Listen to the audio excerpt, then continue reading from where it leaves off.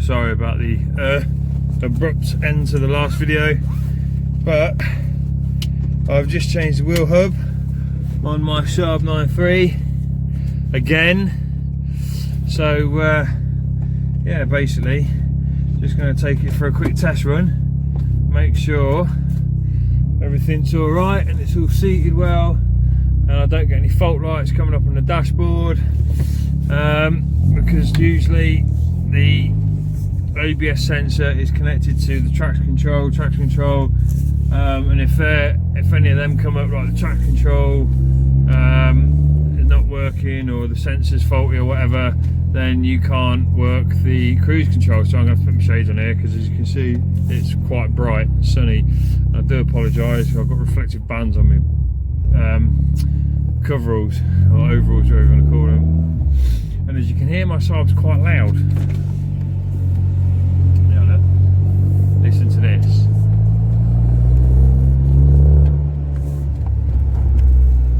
Oh no, it's not doing it, hang on. No, it's not doing it. Yeah, so for those that have seen, no, it's not doing it. It's not warm enough.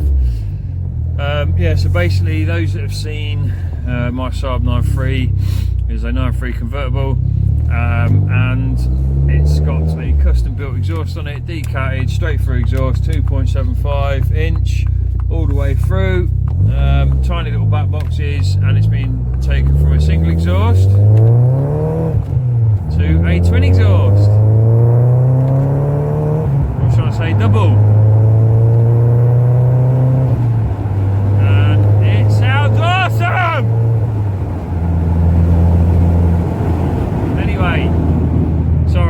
It's also had a stage 1 map as well, so yeah, it's no longer 210 brake horse, it's now 240 brake horse.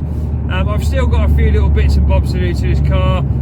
Custom intake would be nice when it gets done, when I get the money, and also a bigger, better front mounted intercooler, or FMIC, what you're going to call it.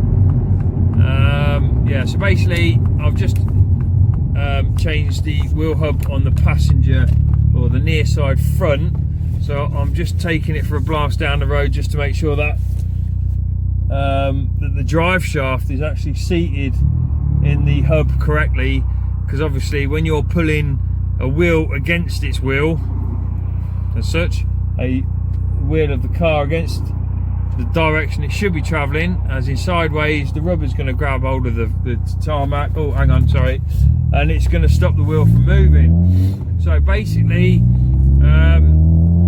you're trying to pull a wheel that way and it wants to stay where it is, and you're trying to pull 2 tons towards it or a ton and a half towards the wheel, ain't going to happen.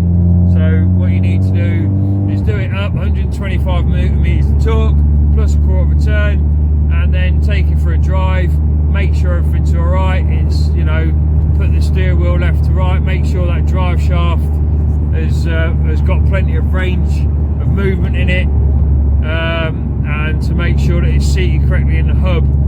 Once you've done that, I mean, I've literally taken it down the road for, because I'm quite lucky, I've got a 60 mile an hour speed zone almost outside my house, or outside my housing estate.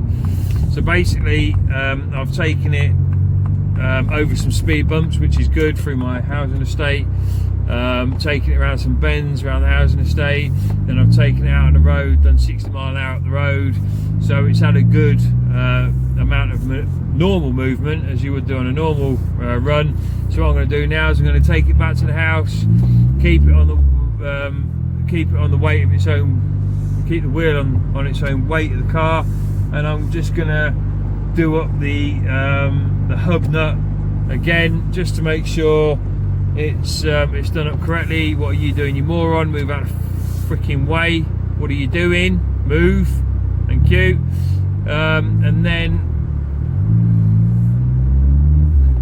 And then what I'll do is I'll make sure that it's done up properly.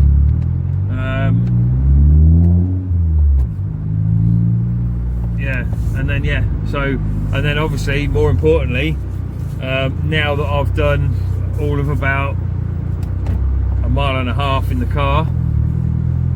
I will jack the car up once I've done up the hub nut properly, or made sure it's still tight.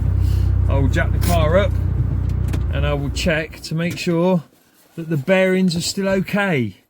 More importantly, so yeah, that was a nice quick easy job. It's only taken me less than an hour to change the hub and wheel bearing assembly. But yeah, I'll come back to you in a second. Okay, let's have a look then, see if there's been any movement in this nut. I will drive shaft. Okay, looking good so far. Yeah, do you know what? I'm happy with that. Hang on, see if I can get it from this angle. Let's see if I've got any movement.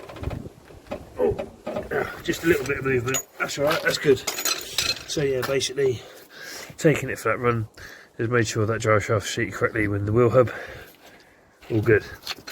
So now, again, because I've taken the wheel off, I always like to make sure that the wheel nuts are done up properly as well.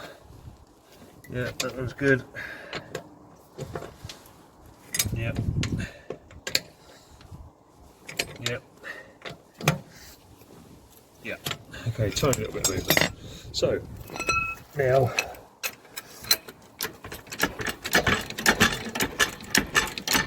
just jack up the car. Okay. Ow, ow, ow, ow, ow, ow, ow. Ah, I just knelt on a stone. Oh, fuck that. Right, and so, hub nut cover back in place. That's alright.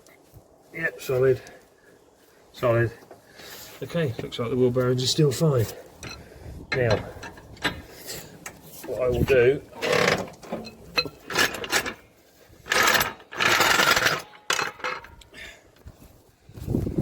is I will clock up about 50 or so miles, maybe 100 miles, and I'll do that exact same thing. I'll jack the car up and make sure that the wheel bearings are still okay and they haven't worn out already like the last ones did. So anyway, sorry about that. It's getting sunny here now. It's mad. It was absolutely peeing it down with rain this morning, followed by a massive heavy shower, snow shower.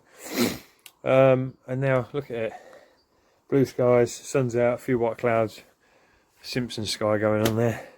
Anyway, so if you have enjoyed my videos, keep liking, keep subscribing, keep sharing, and again, I hope I've helped somebody out and given you a bit of knowledge that you may not have had before. Anyway, so yeah, Easty's Corner, thank you very much for watching. Catch you again soon. Bye bye for now.